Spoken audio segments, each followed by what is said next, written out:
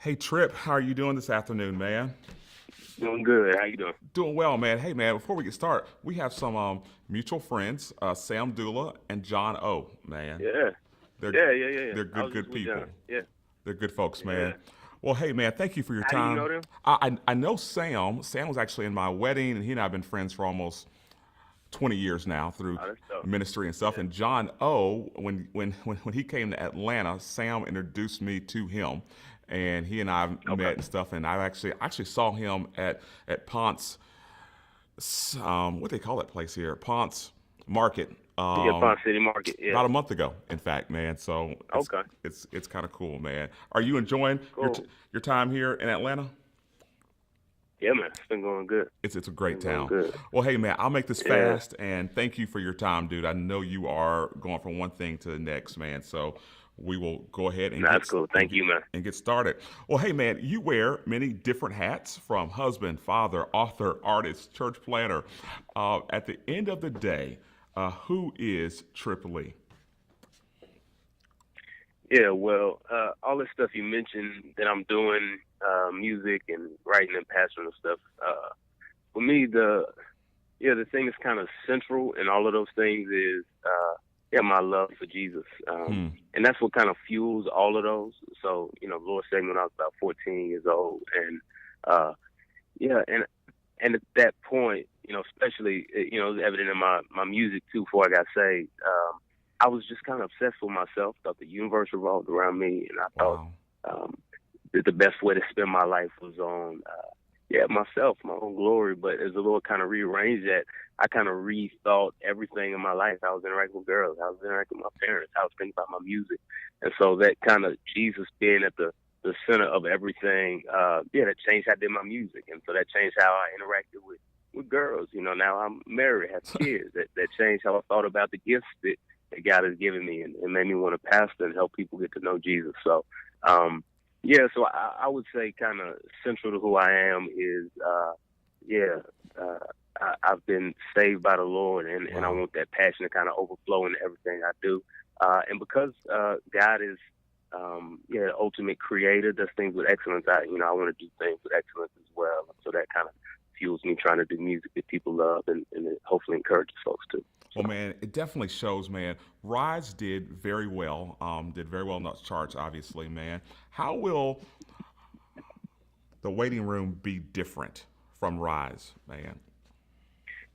yeah, how will the waiting room be different? Well, one big difference is on Rise, me and Gavi, who's a producer. He's Yeah. also a DJ, and he's an artist on Reach Now. But me and him did that whole record together. And so one difference is he did a few, and I also worked with a bunch of other producers on this record too. So that's cool, and different folks who pull different things out of me.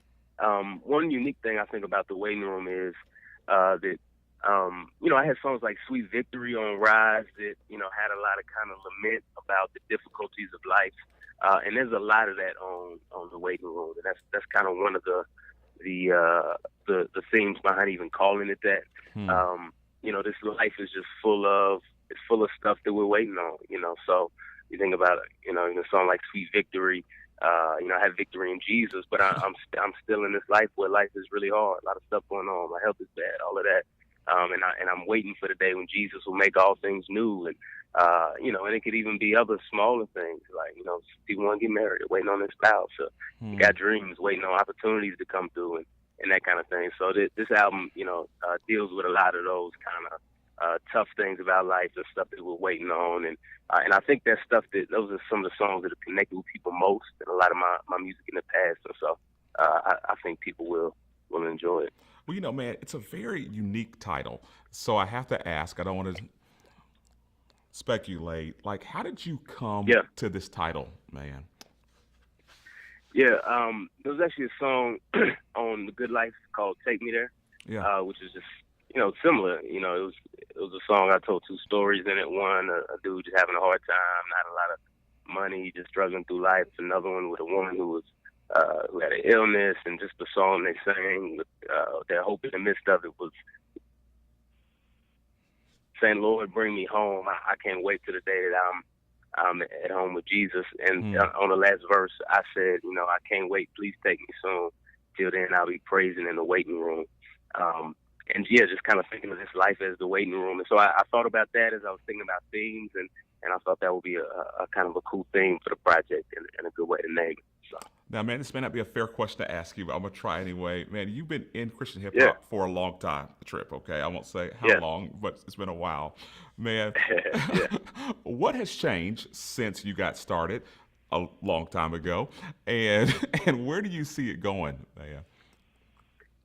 Yeah, when we started, so my first album came out in 2006, and we all kind of started off together 0405, and one of the biggest changes is, we never really had much.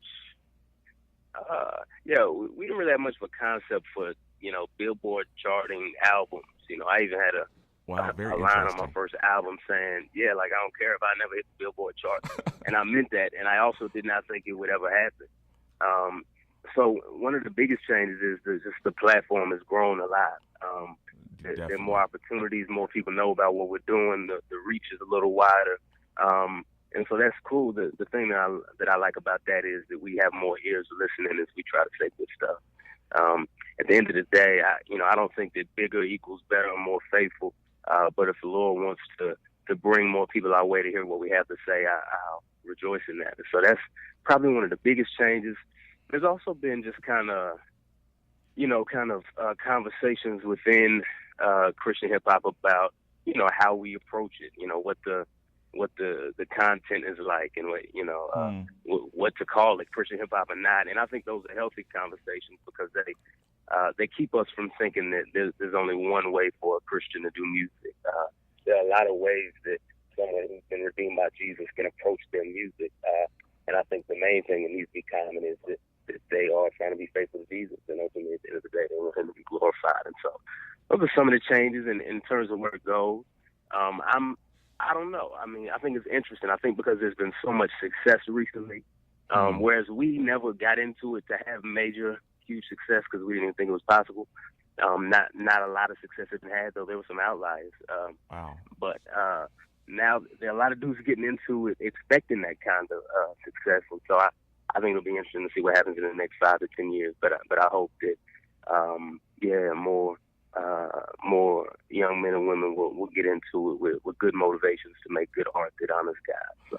Now let's go back to you when you were 14. Don't cry or anything here, Trip. um, what would you tell yourself, and what would you tell a youth pastor who may see a student like you? And by the way, I know one of your former youth pastors, Chip Oh Luter, yeah, in fact, who's that? man. Oh Chip, Chip, yeah, yeah, who told me to tell you, yeah, hey, by the way, let's go back to you yeah. were 14, man. What would you tell a youth pastor, and what would you tell yourself or a student who would say, man, I really see God using me to do what you're doing? What would you tell Yeah. them? Um. Well, I think that's one of the things that was most helpful for me in that season. Um, wasn't even like career advice. Like there wasn't a lot of advice in terms of, oh, you should make sure you do this to make sure your career can do this or that. The youth pastors and the people who made the biggest impact in my life were helping me to think about, um, who God was, who I was, and general principles for what it looks like to live a life that honors God, that allowed me to apply those to what I'm doing. And a big part of it was, one of the things that I was really grateful for and that I would encourage, young Christians, whether artists or not, to do is get yourself around people who are more mature than you and who have lived longer than you, who've known God longer than you. People who can really pour into your life, because that was one of the things that just impacted me the most. Is there were people, some youth pastors, some not, who said, "Hey, Trip, I care about you enough that I'm going to give you a lot of my time and my energy Hmm. to help you think through things." And God, gave grace for those relationships to flourish. And I can just point to person after person who did that for me. So I would encourage young Christians to look for those people, and I'd encourage youth pastors or just anybody to look for opportunities to pour into people like that, because it really it really can make the difference in terms of whether or not someone, especially 14 years old, can look past all the distractions of being a teenager and really think through what life really looks like. We don't know. There's just so much we don't know while we're teenagers, obviously, and I'm still young, 28, and I'm still always searching for older men and women who can pour into my life and Wow. help me think through things. And I'm just always encouraging people make sure to to give a lot of your time and energy to that. Man, a couple more questions. I thank you for your time today, man. When did you decide, Yeah. okay, I'm going to be a church planter, man? Some of your audience members may not know that, but what made you, jump into that side of ministry when everything else, Trip, for the most part, was going fairly well, man? In fact, better than fairly well. What made you Yeah. go, I'm going to be a church planter as well, man? When I was when I went to college in '06, went to Bible college, and people would ask me, "Hey, you want to be a pastor?" And I was like, "Nah, I don't think so." At that point, I was just thinking, "Hey, I want to learn the Bible as well as I can, over my own life and to help other people understand it." But it was while I was in Philadelphia at a church plant where there were pastors basically preaching the word and shepherding people, that made me think, "Hey, I think it helped me to see the importance of the church. It's the main thing God wants to use to show himself off in the world. And also, just to see brothers faithfully doing that and how it impacted lives. And so God started giving me a desire to pastor. And then there were people around me who were affirming my gifts to do it. And God opened up doors. The way I think about calling is usually those three things is, gifts, um, desire, gifts, and Yeah. opportunities. I want to do this. I have the gifts to do this, and God has opened doors for me to do this. And that's kind of how I thought through it. And He's done that, and I love doing it. And that's why I give a lot of my time to. So right now, I'm coming from a meeting with other pastors of the church, just thinking through how to continue to lead our folks well. Pretty So, interesting. Man, last question. Waiting Room comes out December the 9th, man. Did you hmm say everything that you wanted to say on it, since it's for the most part on its way, wrapped up, man? yeah. And what are your hopes and dreams for this one? Of course not. I never say everything I want to say. I have to.